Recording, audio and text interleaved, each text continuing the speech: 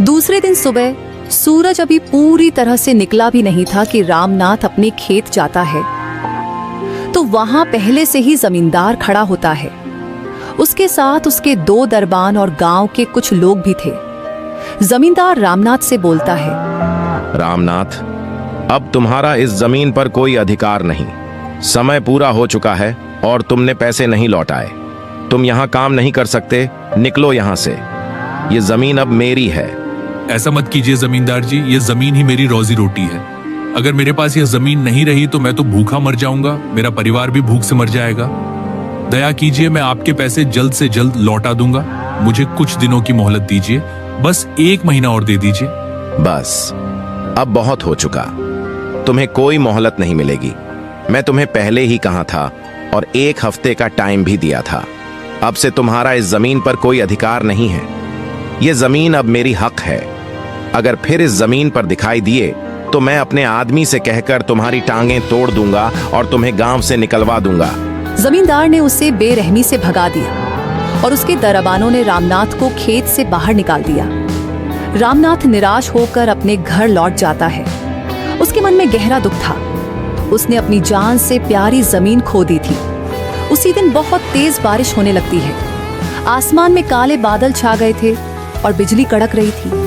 बारिश इतनी तेज होने लगी कि उसका सामना रामनाथ का कच्चा घर नहीं कर पाया और उसका घर पूरी तरह से गिर जाता है। छत गिर गई, दीवारें ढह गईं और उनका सारा सामान पानी में बह गया। एक मुसीबत के बाद दूसरी मुसीबत आ खड़ी हुई थी, जैसे विपत्तियां उनका पीछा कर रही हों।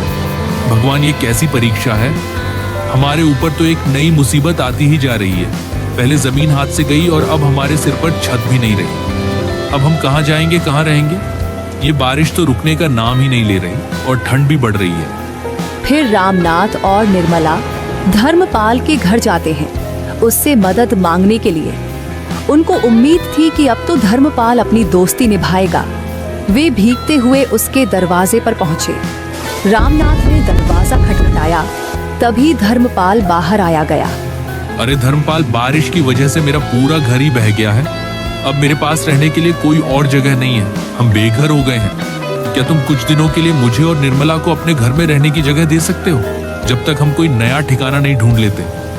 रामनाथ, मानता हूं कि मैंने तुमसे पैसे उधार लिए हैं। इसका मतलब ये तो नहीं कि तुम अपना बोर या बिस्तर उठाकर मेरे घर में आ जाओ। मैंने कोई धर्मशाला थोड़ी खोल रखी है और मेरा घर इतना भी बड़ा नहीं है कि मैं तुम्हें अपने घर में जगह दे सकूं। मेरे पास खुद इतना स्थान नहीं है। तुम किसी और से मदद मांगो, मैं तुम्हारी कोई मदद नहीं कर पाऊंगा। जाओ यहाँ से। इसी तरह रामनाथ पूरे गांव में मदद मांगता है, पर कोई रामनाथ की मदद नहीं करता। सबने मुंह मोड़ लिया। कुछ लोग तो डरते थे कि कहीं जमींदार मुझसे नाराज न हो जाए और कुछ लोग बस अपने काम से मतलब रखते थे। हर दरवाजा उनके लिए बंद हो गया। फिर चलते चलते उन्हें एक गुफा दिखाई दिया और दोनों उसी गुफा में चले गए। देख लिया आपने, लोगों की मदद करने का इनाम यही मिला। मैंने आपसे हमेशा कहती थी बड़ा दोस्त दोस्त, कहते थे ना आप धर्मपाल को। अब कहाँ गया आपका बड़ा दोस्त? निभा ली उसने अपनी दोस्ती। जब उसकी जरूरत थी तब तुमने उसकी मदद की और जब हमें उसकी जरूरत है तो उसने हमें एक दिन के लिए भी अपने घर में नहीं रखा। इतना भरोसामंद इंसान मैंने अपनी जिंदगी में नहीं देखा। मुझे तो अब किसी पर भरोसा नहीं रहा। निर्मला, तुम फिक्र मत करो, मुझे अपने भगवान पर बहुत भरोसा है और जो हो रहा है अच्छा ही हो रहा है। अगर ये समय नहीं आता तो मैं धर्मपाल की असलियत कभी पहचान ही नहीं पाता। अच्छा हुआ कि भगवान ने मुझ पर यह समय लाया। बुरे समय में ही लोगों की पहचान होती है, अच्छे समय में तो सब अपने लगते हैं। और तुम चिंता मत करो, हमने कभी किसी का बुरा नहीं किया है। उसे अपने कर्मों की सजा जरूर मिलेगी।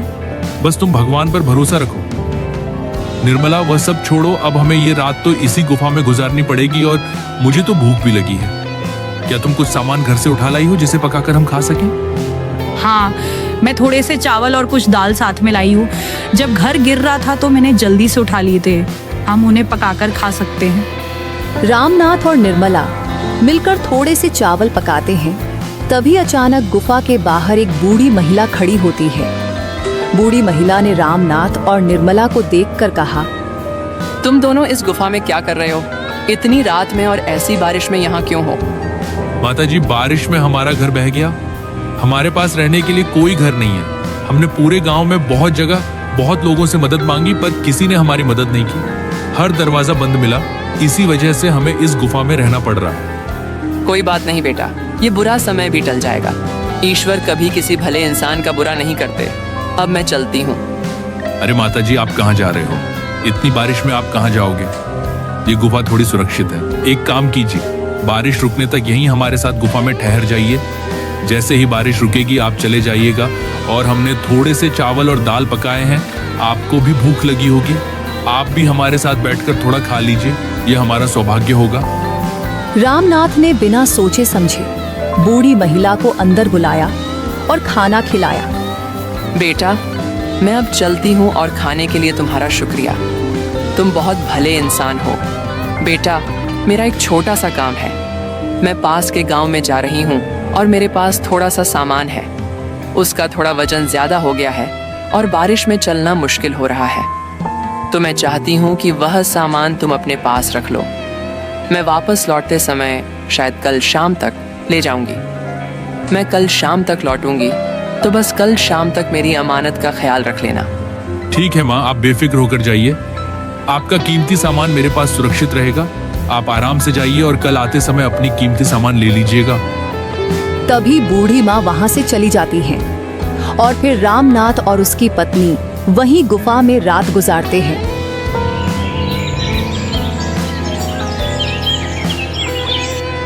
और अगले दिन फिर वहां बूढ़ी माँ आ जाती है। माँ, आपको इतनी देर क्यों हो गई आने में? हाँ बेटा, आने में थोड़ा देर हो गया। थोड़े काम में कहीं फंस गई थी, पर मुझे पता था कि तुम मेरी अमानत की रक्षा करोगे।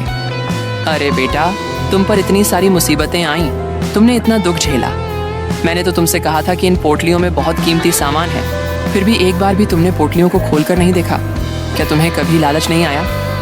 नहीं माताजी, उसमें चाहे कितनी भी कीमती चीज क्यों ना हो, पर उस पर मेरा अधिकार नहीं है। वह आपकी है और आपने मुझ पर भरोसा करके उसे यहाँ छोड़कर गई थी, तो ऐसे कैसे मैं उन्हें खोल कर देख सकता हूँ? वह तो आपकी अमानत है ना, और अमानत में खयानत करना पाप है। बेटा, मैं तुम्हारी ईमानदारी और नेक दिली से बहुत खुश हूँ।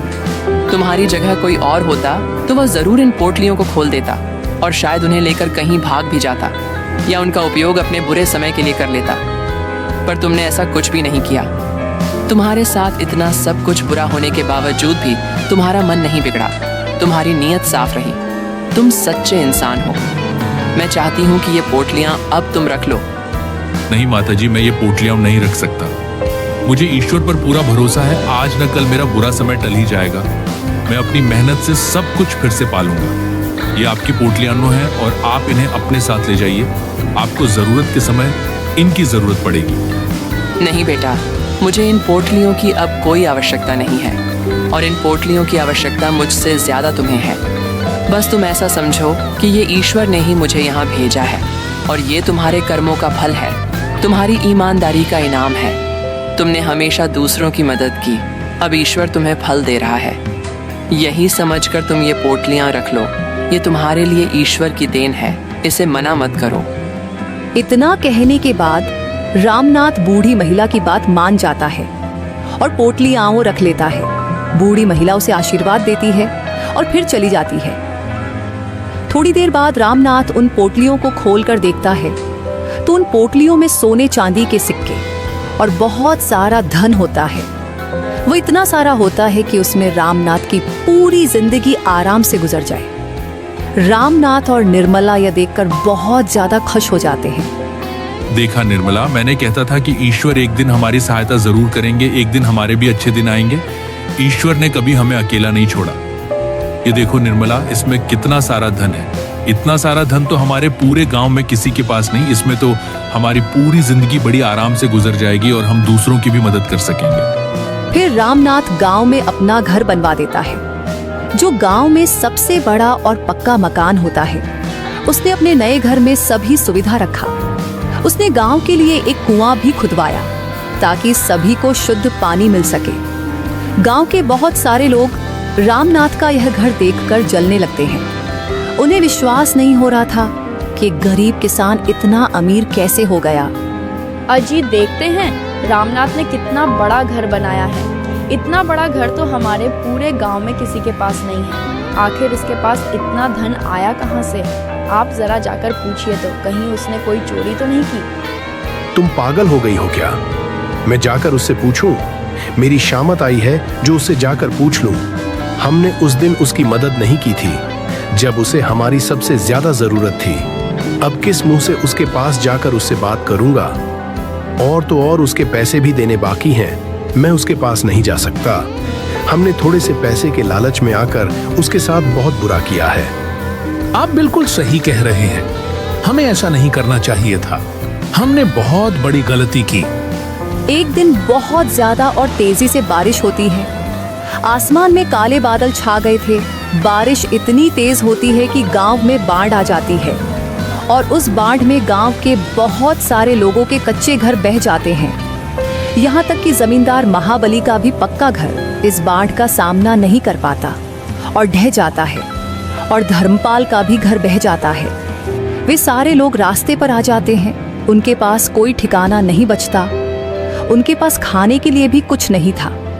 लेकिन गांव में सिर्फ एक आदमी का घर बचा होता है और वह रामनाथ का होता है। उसका मजबूत और पक्का घर बाढ़ का सामना कर गया। अजी सुनते हैं, अब हमारे पास तो कोई रास्ता नहीं है, सब कुछ बह गया। हम कहाँ जाएंगे? क्यों ना हम रामनाथ के घर पर जाकर रुक जाए, उसका घर तो बचा हुआ है। कुसुम, हम किस मुंह से रामनाथ के घर जाएंगे? जब उसे हमारी जरूरत थी तब हमने उसकी कोई मदद नहीं की। उसे बुरा भला कहकर घर से निकाल दिया था। मैंने उसे धोखा दिया। अब मैं उससे किस मुंह से मदद मांगूंगा? और वह भी मेरी मदद क्यों करेगा?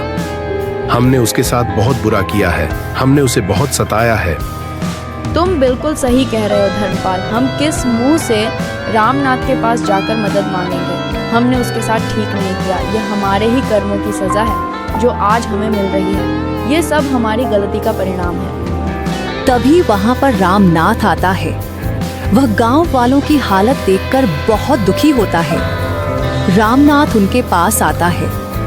आप सभी मेरे घर पर रह सकते हैं। मेरा घर बड़ा है और सभी के लिए जगह है, आप चिंता न करें। ये सुनकर धर्मपाल और जमींदार महाबली सेठ की आंखें भर आती हैं। उन्हें अपनी गलती का गहरा एहसास होता है। हमें माफ कर दो रामनाथ, हमें माफ कर दो। हमने तुम्हारे साथ बहुत बुरा किया। मैंने तुम्हारी दोस्ती का अपमान किया। मुझे बहुत शर्म आ रही है। रामनाथ, मैंने जानबूझकर तुम्हारी जमीन हड़पने के लिए धर्मपाल के साथ मिलकर साजिश रची थी। मैंने तुम्हें बहुत सताया। मैंने तुम्हारा सब कुछ छीन लिया। हमने तुम्हारे साथ इतना बुरा किया, फिर भी तुम आज हमारी मदद के लिए यहाँ खड़े हो। हमें खुद पर शर्म आ रही है। आज हम तुमसे नजरें मिलाने के लायक नहीं हैं। हम तुम्हारे सामने खुद को बहुत छोटा महसूस कर रहे हैं। हो सके तो हमें माफ कर देना। तुम लोगों को अपनी गलती का एहसास हो गया, यही मेरे लिए काफी है। ईश्वर से बड़ा कोई नहीं। अब जो हो गया उसे भूल जाओ। जब तक सब कुछ ठीक नहीं हो जाता तुम सब लोग मेरे घर में रह सकते हो। उसने सभी गांव वालों को अपने घर में आश्रय दिया और उनकी मदद की। गांव वाले रामनाथ की नेकदिली से बहुत प्रभावित हुए